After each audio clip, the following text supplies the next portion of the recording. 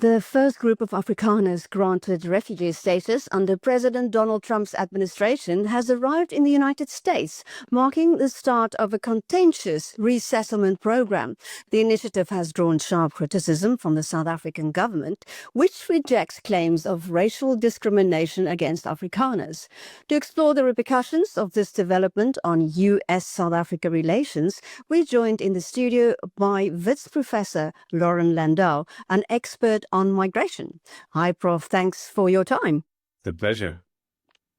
Well, we thought that President Trump and Ramaphosa had smoked a peace pipe when President Zelensky was there. Could this now again strain relations between Pretoria and Washington? I think it definitely has strained relations, not just around this issue, but the accusations of racism, of discrimination, I think suggest a cold relationship for the years ahead. Both countries have benefits from being together, from trading, from exchanges. So I'm sure they'll find a way, but it won't be a relationship of trust going forward. So Afrikaners who accepted this offer, do they really think they're being persecuted, or do you think they just think this is quite an opportunity because it's normally quite a cumbersome process to immigrate to the U.S.? You know, when you talk about migration, every migrant has their own reasons, their own beliefs, their own sets of expectations. And there are undoubtedly Afrikaners and others in South Africa who feel that the white population is being persecuted, being targeted for crime, targeted for racism. And there may be elements or kernels of truth. But my sense is, and the interviews I've heard with people who are going, is that they recognize this is a great opportunity for them. They often recognize also that this is discriminatory, that there are others in South Africa who face much worse conditions. But given the opportunity, why wouldn't they take it? Is this just the beginning, and do you think many more will follow the first 49? Well, apparently thousands have applied, or at least have expressed interest in going through this process. This is an extraordinarily expedited process. This was only offered a few months ago. Usually it's years before someone can be resettled. So if they continue at this pace, there will be many more. But given the Trump administration, his short attention span, his sort of penchants for political performance as opposed to substance, it's really hard to know whether this is going to be part of a sustained program or just a one-off thing to send a message to South Africa and to his base at home.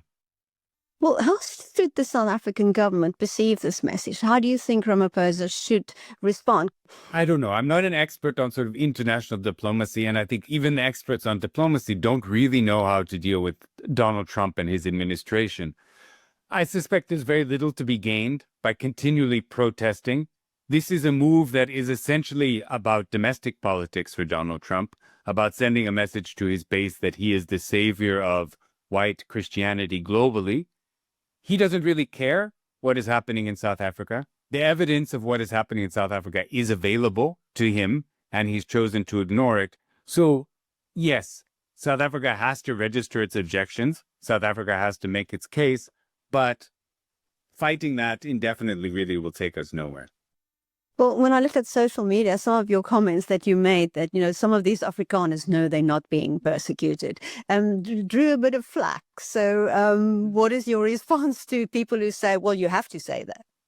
No, I mean, if there was persecution, and I'm the first person who's called out xenophobia or discrimination, even ethnic discrimination in South Africa, and there is undoubtedly some level of anti-whiteness among some segments of the population. That doesn't translate into violence, doesn't translate into persecution. It's certainly not an official government policy. White people are enormously privileged by South African standards. They face many of the same risks, crime, unemployment, etc., but tend to fare much better than the rest of the population. And so to make an argument that it is persecution it's not based on much. Like I said, people might believe that they're being persecuted when you're used to being supported by the state, when you're used to privilege. Not having that might feel like you've a loss, but I think by any sensible definition, it hardly qualifies as persecution. Well, can we look at migration all over the world, which seems to be driving elections at the moment? The outcomes of election are based on how people feel about migration, and it's driving populism. So how do you see it shaping this whole debate on migration across the world? I mean, I think what we've seen globally and what we've seen in South Africa is that there is a kind of resurgent populism, as you say, but it has to do with the fact that politicians really have no good options. They have no story to tell their citizens about how they're going to create jobs, how they're going to address inequality, how we're going to fend off the climate crisis that's headed our way. And so scapegoating, turning to anti-immigrants is a way of hiding behind the fact that you've got very little else. That's what we've seen in the US. I think that's what we've seen to some extent in the UK, parts of Australia, Canada, and certainly in South Africa as well. Well, the UK announced stricter immigration rules just this week. So how can governments effectively address these fears or make sure that it's not used as a tool because governments are failing? Yeah, I mean, governments, of course, are part of the reason we have these fears because of the narratives that are being told, because of every immigrant being labeled as a threat to national security. It's hard to get that out of your mind once you've heard that. I think if we were to go back to evidence-based policymaking or get to that, we would see that immigration, is natural and is going to continue no matter what happens, but also can be a way of fostering interconnection, trade, development, can meet shifting labor demands. Those kind of things could lead to a more natural, less hostile, less xenophobic, less kind of nationalist approach. But again, the political gains of that are probably less in the short term than the political gains of continuing to scapegoat and alienating immigrants. Well, if you look at the UK, has a lack of integration by some communities contributed to this backlash that led to, say, Brexit, first of all, and support for Reform UK at the moment? I don't know what we mean by a lack of integration. If you go to London, it is an extraordinarily diverse city. That is its strength. There are populations in the UK, as there are in France and elsewhere, who have been multiple generations in those countries and don't feel that they're British, act and maintain different customs. And yes, maybe those are issues, but if you look at how they've been treated, it hasn't been an option for them to fully integrate. They've been discriminated against in the schools by the government. They've often been alienated, not being able to access services. So they live in a way that is separate, that is different. I think the first step is to create those opportunities for people to fully join a society. And then if they reject it, you can worry about that later. Well, can we look at migration in Africa? Because South Africa is a magnet for it, south with some of the issues there. So how do you think African countries what kind of policy should they have and how should they manage it? Right. I mean, and we see these two tensions across the whole continent. We have the AU on one side really pushing for a kind of free movement, African passport, recognizing that migration is a critical way to address climate, economic inequality.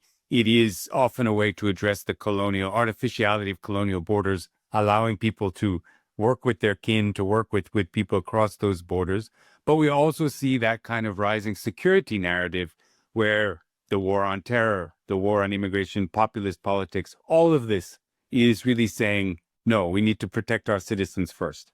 And there are security issues, for sure. There are broader issues that come with migration, but those are usually addressed better through policing, through investigation, through intelligence, rather than trying to shut down the border, which just drives these processes underground.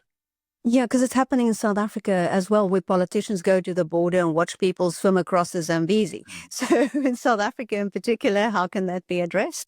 Right. And this is precisely what we've seen in South Africa. For many years, the border has effectively been open, not officially, but it's permeable and will remain so in many places, given its length and the difficulty of accessing it. But as we've introduced the Border Management Authority, more military, more police on the border, what you see is a kind of arms race. And so we're seeing more trafficking, we're seeing more smuggling, more crime. And just recently, I think it was last week, the kind of finding of these Ethiopians that have been kept hostage in Sandton and elsewhere. These are things that happen when you militarize and criminalize migration.